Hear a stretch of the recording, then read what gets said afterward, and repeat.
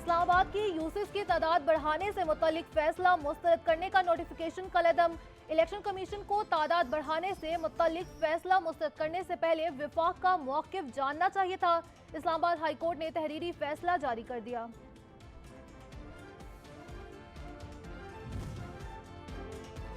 PDM की क़यादत Islamabad local government इंतखाबात से भी खौफजदा।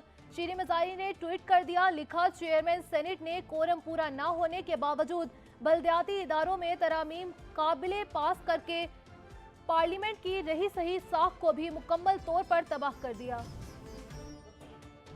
लाहौर हाई कोर्ट ने गिरफ्तार मुल्जिमान के हकूक से मुतालिक दरख्वास्त का तहरीरी फैसला जारी कर दिया। दरख्वास्त गुजार को कोड ऑफ क्रिमिनल प्रोसीजर के सेक्शन 70 में तरमीम के लिए वजारत कानून से रजू की हिदायत।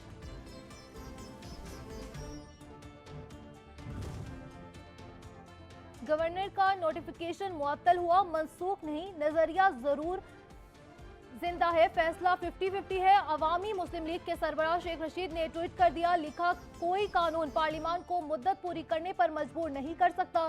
शहबाज शरीफ ने भी बयान हल्फी दिया था, गवर्नर का नोटिफिकेशन आइन शिकन, वजीर आला असम्बली तहलील कर सकते हैं।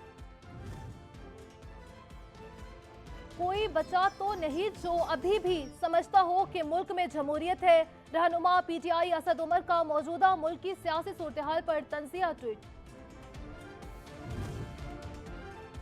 और opposition leader Sindh assembly Haleem Adil Sheikh सूबाई वजीर सैयद गनी की जानिब से दायर दरख्वास्त पर अदालत पेश।